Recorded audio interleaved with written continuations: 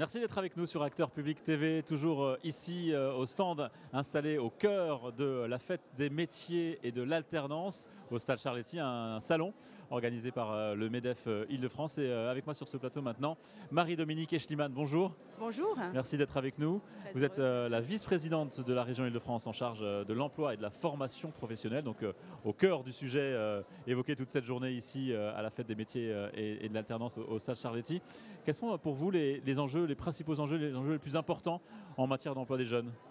Écoutez, nous avons une responsabilité, une mission à la région Île-de-France, c'est d'amener notre jeunesse francilienne vers l'emploi, vers son insertion économique, professionnelle et sociale. Et pour cela, nous avons plusieurs outils, plusieurs dispositifs.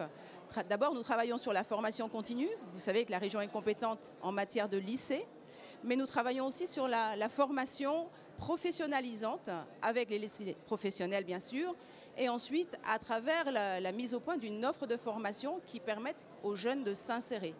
Nous avons centré cette offre de formation sur les métiers en tension, et ça c'est capital. Et puis nous travaillons aussi sur l'orientation pour prodiguer des conseils, un accompagnement adapté à chaque jeune, mais aussi à chaque actif pour lui permettre de s'insérer et de rebondir professionnellement. Alors on va détailler un peu tout ça pendant cet entretien, mais quel est le message que vous êtes venu faire passer ici à tous les jeunes qui viennent participer à ce salon et éventuellement chercher un emploi? Eh bien aujourd'hui c'est un message positif, un message espoir. J'ai envie de leur dire, voilà, vous avez ici sur ce salon très bien organisé une kyrielle d'organismes de formation, d'opportunités, d'entreprises qui sont là, qui vous tendent les bras. Sachez les saisir, prenez des informations et puis faites votre marché.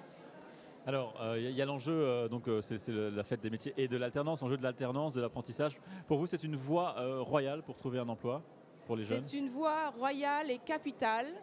Pendant longtemps, l'alternance, l'apprentissage a souffert d'une mauvaise image en France.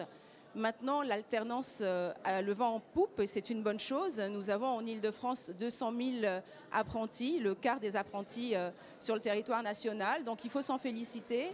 Il y a environ 1 million sur le plan national. L'objectif fixé par le président de la République, c'est 1 million d'alternants d'ici la fin du mandat. Eh bien écoutez, c'est positif et c'est important parce que l'alternance permet l'insertion efficace, durable sur le marché du travail. Nous savons qu'actuellement, 65% des jeunes qui ont été formés en apprentissage sont en emploi 6 mois après leur diplôme. Donc c'est une donnée factuelle qui montre que l'alternance, ça fonctionne.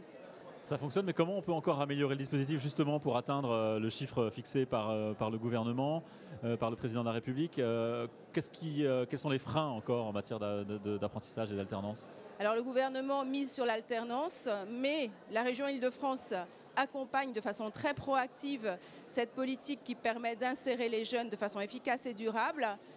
Je disais que ça fonctionne. Évidemment, ce n'est pas parfait. On peut toujours faire mieux.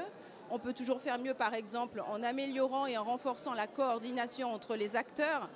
L'alternance, c'est les organismes de formation, les CFA, c'est les institutionnels comme la région Île-de-France qui financent notamment, ce sont les OPCO, c'est le monde professionnel, ce sont les entreprises, c'est le patronat, c'est aussi les organisations qui interviennent, notamment patronales, et puis c'est aussi l'apprenti. C'est son savoir-être, c'est sa capacité à se mettre en mouvement et en situation d'occuper un emploi et d'assumer une responsabilité.